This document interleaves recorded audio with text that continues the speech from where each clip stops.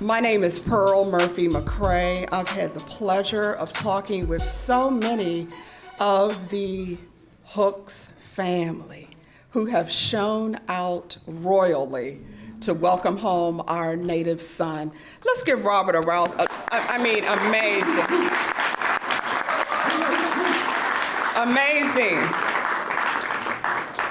You know, in preparing for this, good morning, Councilmember Bonds. Good to see you. Good morning. In preparing for this, and it's really different when you've known someone for over 40 years and you read their bio, all 5 pages of it.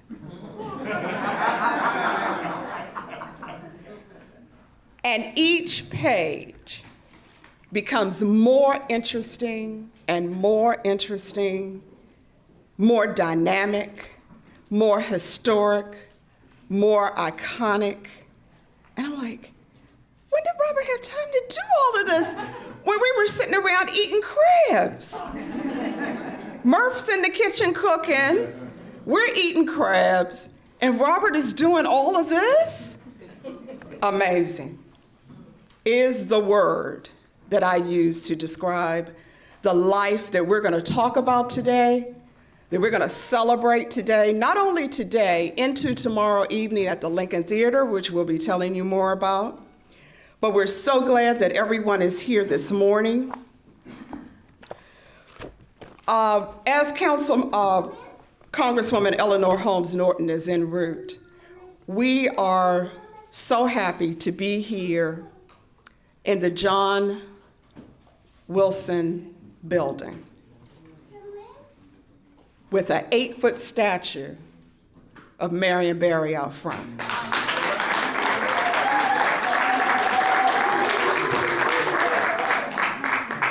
As we welcome native son Robert Bobby Dean Hooks home.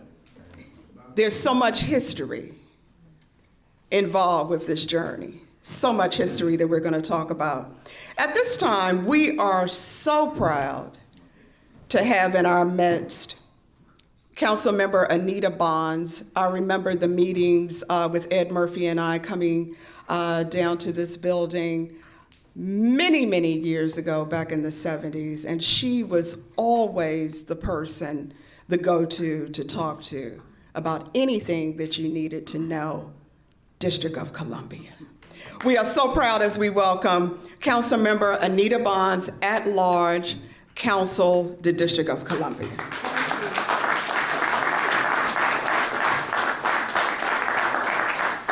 Well, thank you all for being here. This is a very important day for us, right? Yes. Because so many have lived this history. Now, you weren't all on the stage during the performances, I understand that, but you certainly enjoyed watching it. And I like to say one of our native sons was there making it happen, along with a few other artists that he brought to life in the District of Columbia. So we're very, very proud to have this opportunity to recognize you. Now, my remarks said, and to the mayor and to my colleagues, and of course to special guests here, to the Congresswoman. So when the Congresswoman arrives, I'll repeat that if I have an opportunity, but certainly to you who have bothered to assemble here today. You know, the history of Black performances has an origin here in the District of Columbia.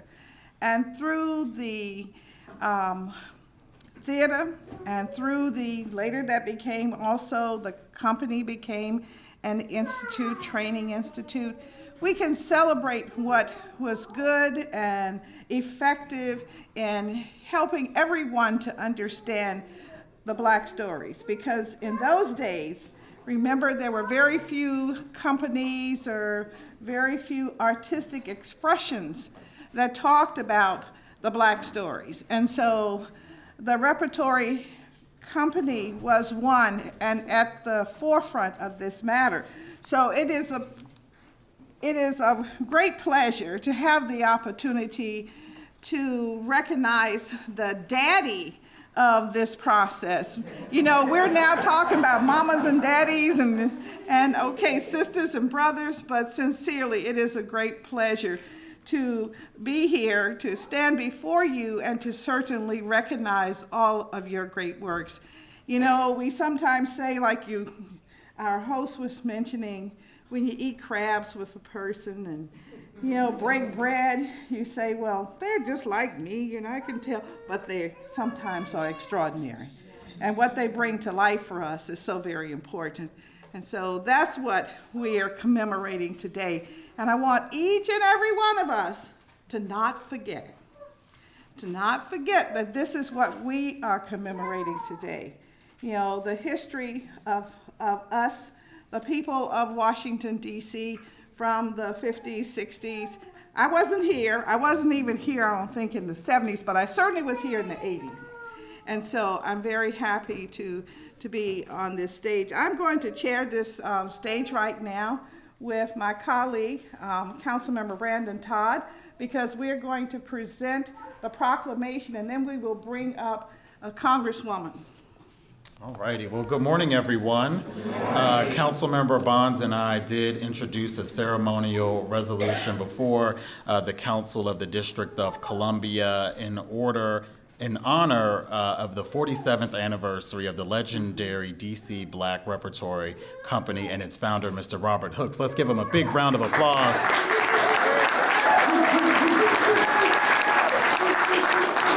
And as my colleague, Councilmember Bonds, alluded to earlier, the district has birthed many thespians, and the name Robert Hooks certainly ranks high among them. And I know that the residents of the at the top, yes, Councilmember Bonds said at the top. I concur. At the top. And we know that Mr. Hooks grew up in Foggy Bottom. We know that he attended DC public schools. We know that for more than 40 years, he's enjoyed a successful career that includes over 100 roles in films and on television. We know that he's been nominated for a Tony Award. He's received both the Pioneer Award and an NAACP Image Award for his lifetime achievement, and he won an Emmy Award for his PBS Special Voices of Our People and has been inducted into the Black Filmmakers Hall of Fame. And I think that deserves another round of applause. And as a patron of the arts, I'm really delighted that in this budget, the 2019 budget, that our council and our mayor, we have a dedicated funding stream for the arts in the District of Columbia, and we've made a commitment of $35 million annually in this city. And I know that we will continue to do that. So we will get on with the ceremonial resolution, and Councilmember Bonds and I will share that task. And I will begin, and it begins as, whereas Robert Hooks grew up in the Foggy Bottom neighborhood and attended District of Columbia Public Schools, Stevens Elementary, Francis Junior High, and Armstrong High School. Whereas in 1959, Robert Hooks moved to New York City to become a professional actor. And whereas in 1960, Mr. Hooks made his Broadway debut in Tiger, Tiger, Burning Bright, some may remember, and became well known for his role as Clay in The Dutchman in 1964. Whereas in 1964, Robert Hooks formed the group Theater Workshop, offering training in the arts to underprivileged youth. Wherein in 1967, Mr. Hooks founded the Negro Ensemble Company with Douglas Turner Ward and Gerald Crone, which gave birth to the modern Black theater movement and spawned the career of many notable playwrights, actors, technical staff, directors, and I have to mention, it's not here, but we all know Lynn Whitfield. Okay. All right. Whereas, following the assassination of Dr. Martin Luther King Jr. in 1968, childhood friend and legendary broadcaster Ralph P.D. Green convinced Robert Hooks to return to the District of Columbia and bring the healing power of Black theater to the troubled streets of Washington, which resulted in the creation of the DC Black Repertory Company. wherein the company, better known as the Rep, stalled in a humble warehouse space in Ward 1, donated by famed restaurateur and Harambe House Hotel owner developer Ed Murphy, while Hook's brother James, an architect, transformed the retired Colony movie theater building in Ward 4 for its use. Whereas the theater enhanced the arts and cultural exposure of hundreds of young and gifted Black men and women trained there, as well as the thousands of district residents who experienced Black plays, dance, poetry, and music from the audience. Where, Yeah, come on, Jack. okay. All right, All right, we gotta Jack, give we'll you the let whereas. you, Go we'll let ahead. you do this. Is there a picture being taken? Yeah, but you gotta help us finish reading first, Oh, Jack. God. I had to put We're my in the glasses on. process No, of keep doing going. the proclamation, All right, which but one am I doing? Councilmember Right there. Evans always is there for any photo op.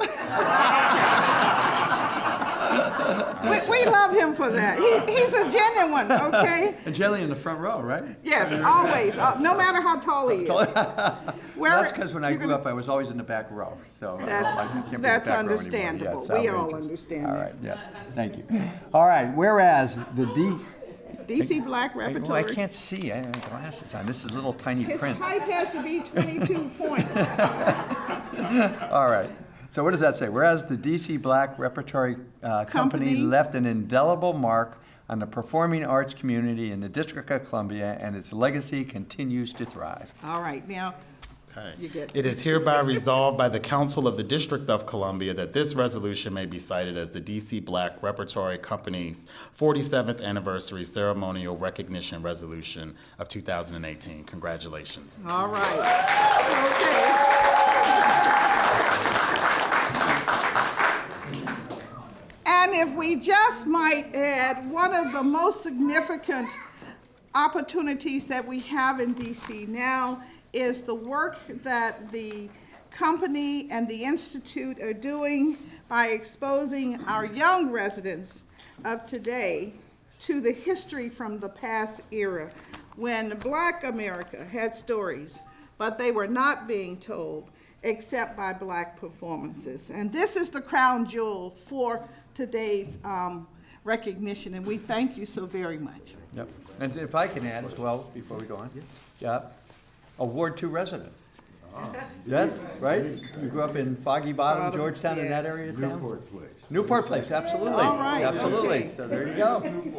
Yeah, and so, and a leader in all the areas of art that we're so Yes. excited about. So welcome home. Thank you. Yes. Get your resolution here. Proclamation. Okay, Jack, are you in position? Okay. I know a lot of actors like that.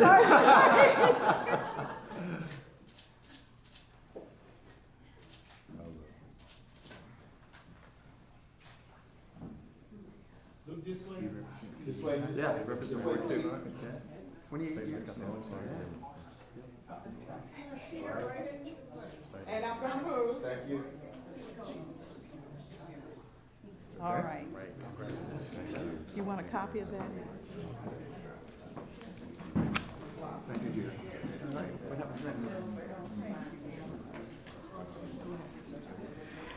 Let's please thank our DC City Council. We are so proud. Now, we were going to have you all come up individually, but teamwork, that was wonderful. Excellent. And working as a team is what has kept our city going. So we really, really applaud you all and thank you so much. We also thank the mayor's staff, Dietrich Campbell, the Office of Ceremonial Services, and all of the council member chiefs of staff who I've been in contact with. They have gone above and beyond to be of assistance. We are so proud this morning to have with us our Congresswoman, Eleanor Holmes Norton. Let's please welcome her.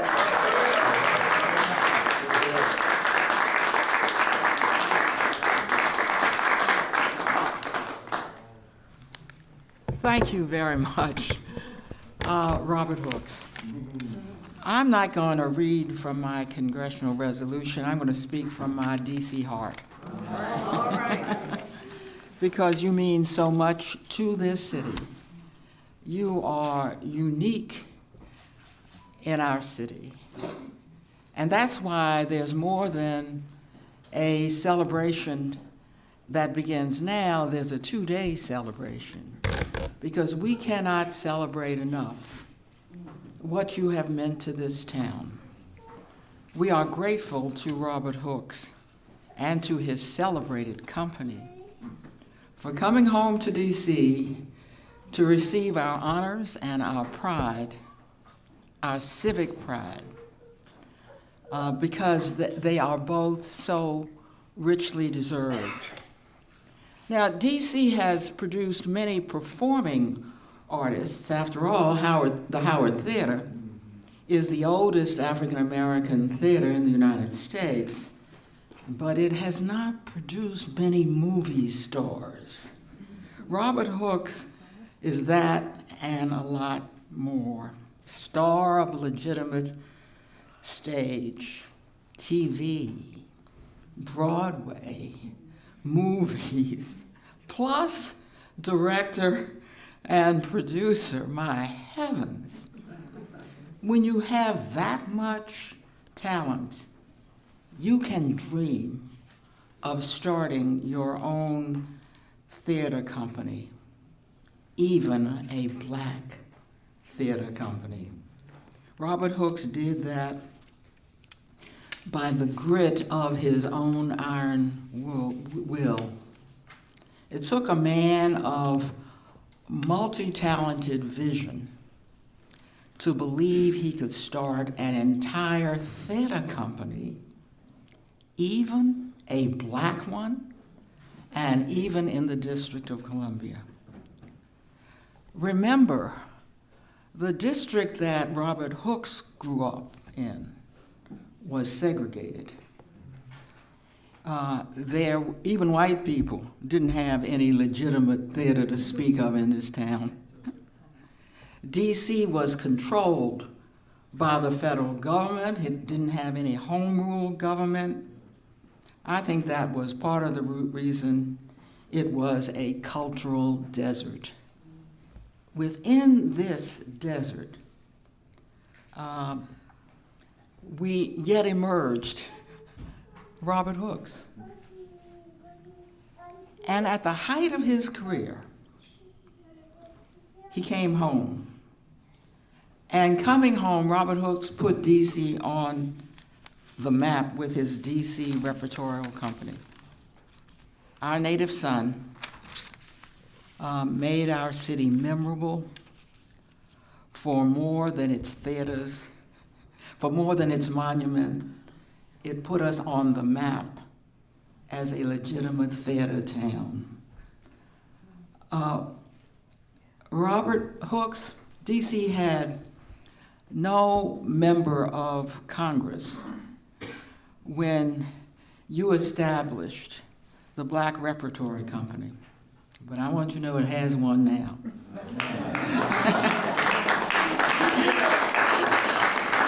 And it gives me such great pride to commemorate the Black Repertory Company in the Congress and to present to you that commemoration that appeared in the Congressional record.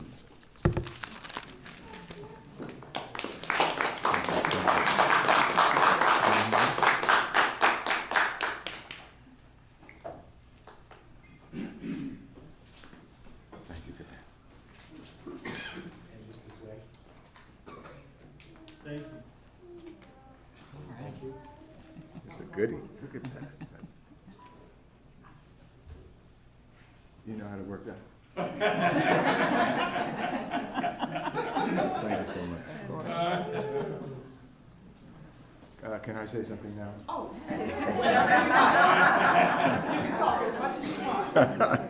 This is great. The Congressional record. This is wonderful. Sweetheart, can I give you this?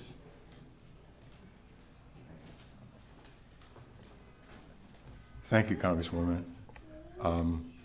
We go back a good ways, and thank all of you, especially my family members. I think everybody's my family. It's great. I'm a very, very lucky man. I was in New York doing a television series called NYPD. It was the first black detective drama ever in this country, and it was very successful. So I'm shooting NYPD during the day, and I had started the Negro Ensemble Company, and I don't have to go into the history of the Negro Ensemble Company. It's all in the history books, but that was my well, not my first theater company, but my second theater company. And we had started our first season, the 1968, 67, 68 season. And we were doing, I believe we were doing Ceremonies in Darko Mandalani elder play.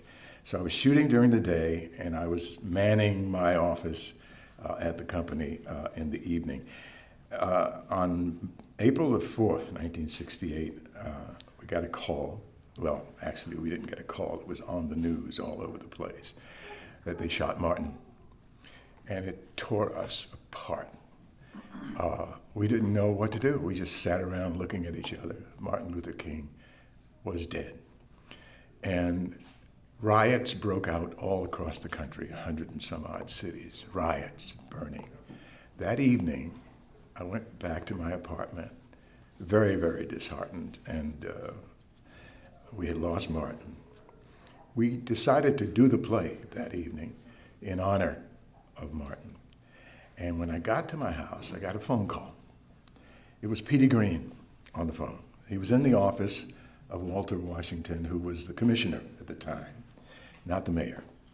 And the commissioner got on the phone and said, Mr. Hooks, they're burning your city to the ground. They're in the streets, they're burning their own businesses, and it was just amazing. Can you come and can you just help us walk the streets and help us get these people to go back home? Because I was ready to burn something. But the next day I got the producers to ride around me, because I was in most of the scenes that next day.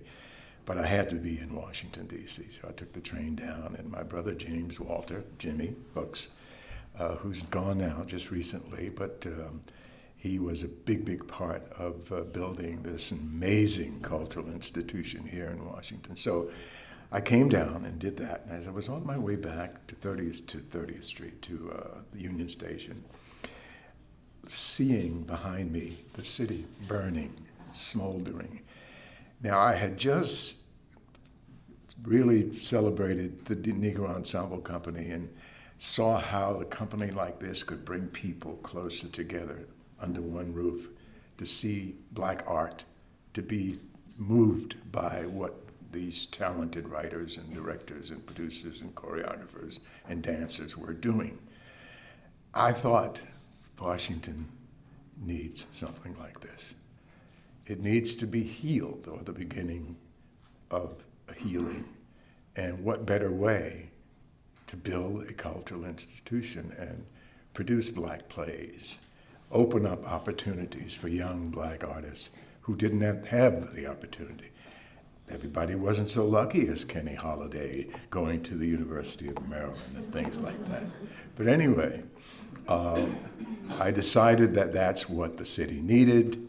My career was going great. I was doing sub-television series. I was bopping out to Hollywood to do this, do that. And I decided to give it up and come back. Not give it up. I was still acting, but I had to come back and do this. And I remember the kids threw a party for me when I was leaving to come from New York to Washington to start this company. My manager, very nice man, he's gone now, but very nice guy. He came into the kitchen. He said, "Are you out of your damn mind? You're going back?" He said, "Your career is going great guns. You're going back to Washington, D.C. to build a company. Billy D. Williams is going to make all the movies. He's going to make all the money." I said, "Billy's a dear friend. I love Billy, but my mission is my mission, and Billy's mission is Billy's mission. And so I got to go." And a few months later, I had packed up and I moved back. and met some incredible people. As a matter of fact, the building that we're in right now, one of my main supporters, one of my main advisors when I came to town, there were 3 men that just were so happy that I came back, were there for me, and they were politicos. One was Marion Berry, who was not the mayor or anything. He had another company. I can't remember the name of the organization. Pride, right. And then there were 2 other gentlemen. Ivanhoe Donaldson, brilliant, brilliant young man, and John A. Wilson. I couldn't go anywhere without calling them first because I had been away from DC too long. They introduced me to all kinds of wonderful people to make the DC Black Repertory Company a reality. So I'm feeling very, very good and kind of emotional as well because I love John so much. And now there's this building named after him. And he should have been the mayor. He wanted to be the mayor, desperately wanted to be the mayor. Didn't happen, but I'm happy to be able to stand here at the podium in John A. Wilson's building. So, but that's why I came back to Washington, D.C. Now, when I got back here, Kenny Holliday, Lynn Whitfield, Smokey Stevens, Debbie Allen, Linda Gravatt, who was one of the great, great young actresses then, they were waiting. They were waiting for me to build a company, not just to produce a play here and produce a play there, but to build a company of continuum. A company would do 4 plays a season, a company that would have a training program for young artists that wanted to write and that wanted to act and wanted to dance and do whatever. That's what the DC Black Repertory Company was, and that's what the DC Black Repertory Company meant to the people that became a part of it. Yes, I came back and I founded the company, but when the alumni said, we want to honor you, come back, I said, fine, I'll come back and honor me, but there are people that were involved in my founding, the founding members, that I could not have done it without them. You got to honor them too. It was no problem. They said, good. So we're going to honor tomorrow night at the Lincoln Theater. Is it tomorrow night? Yes. Tomorrow night at the Lincoln Theater is going to be a big gala honoring, yes, myself, and I'm so, so honored and proud to be able to come back to my hometown that I love so dearly and to be honored. But the people that are going to be, and some of them are not with us anymore, that were so important in founding and building the DC Black Repertory Company. Van Tile Whitfield, Motor G Co. In my board of directors, we had Peggy Cooper, who became Peggy Cooper Cafers. Clifford Alexander, who after that became the Secretary of the Army, and Dewey Hughes, and Flaxie Pinkard, one of the mainstays in the civic area. So I had a great board of directors, which is what you have to have if you're going to build anything. These were the people that were there. Perrin Mitchell announced me from the floor of the House when I came back to town. There was Perrin, there was Walter Fauntleroy, and there was Mickey Leland. They were all so happy that we were going to have a black cultural institution in the city of Washington, D.C. So that's what I'm happy about. I'm happy that we did it. I'm happy that all these wonderful, wonderful people helped me to do it, and then we created opportunities for these amazing, talented writers and directors and producers even. I mean, we taught everything at the DC Black Repertory Company. It wasn't just acting, it wasn't just writing, but every aspect of theater, what makes theater work, how to make it work properly, we taught that. One of the students went on to do his own thing afterwards, after the DC Black Rep. He then picked up the baton with the Black Rep Inc. and now runs his own company. And we're talking about Lynn Dyson, who was one of the students back then. Thank you very much. And Lynn is responsible for mainly responsible. There are a lot of people that work with him, including my amazing niece and a wonderful actress in her own right, Joy Hooks. Thank you. And next to her is Louise Robinson. That's not Louise. No, it's not Louise. I thought that was Louise. But anyway, forgive me for that. But I thank you. I thank you so much for inviting me back. And I thank you, Eleanor, for your kind words and these wonderful documents that will be carried back to Los Angeles and put in my office on the walls. Beverly Ann, my dear friend, the songbird of the family, Beverly Ann Powell Caution, sings like a bird. You're still singing, right? Of course. Yes. So anyway, we're going to get together, the family. We're going to get together and do some photos and things like that. But thank you, family, for coming to see Uncle Bobby. See Uncle. What are you laughing at? Yeah. That's my first nephew right there. My dear sister, rest her beautiful soul, Bernice. What happened to you, son?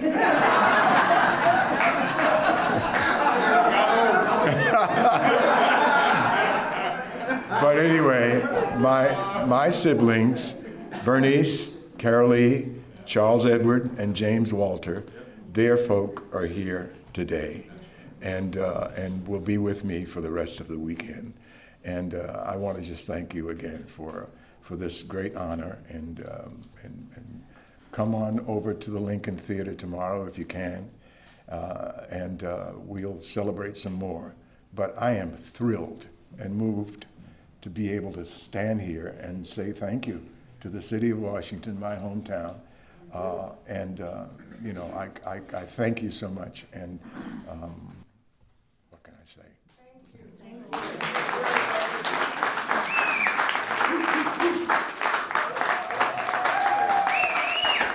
Absolutely, yes. But we have much more. We have more. Not only were we so privileged today to have our illustrious, the Honorable Congresswoman Eleanor Holmes Norton here with us, who even put her official notes aside and said, I'm just going to talk about Robert Hooks, the man that I know.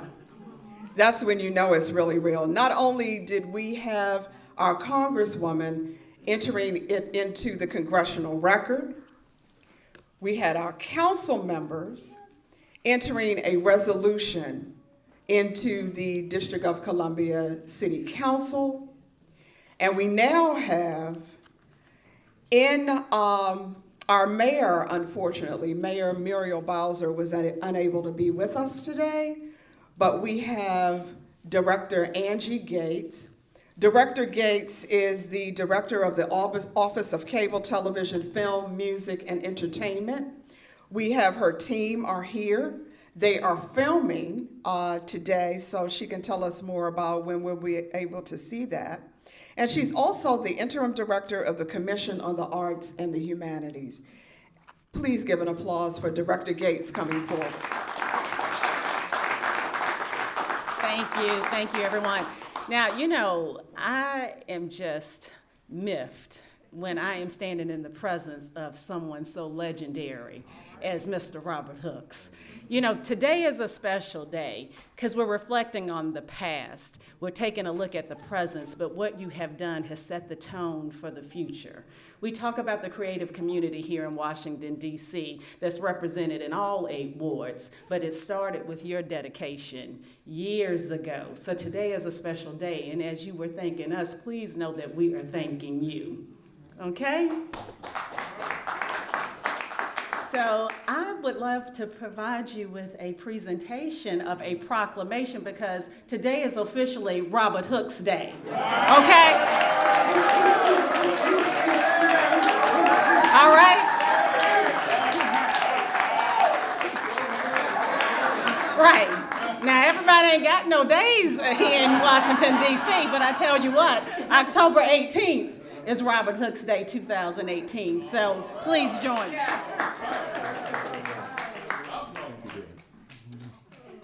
So the proclamation reads as follows.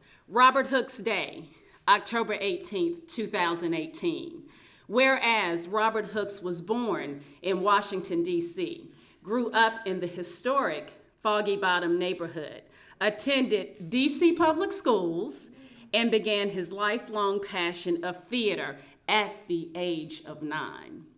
And whereas after his family relocated to Philadelphia, Robert attended West Philadelphia High School and joined the drama club.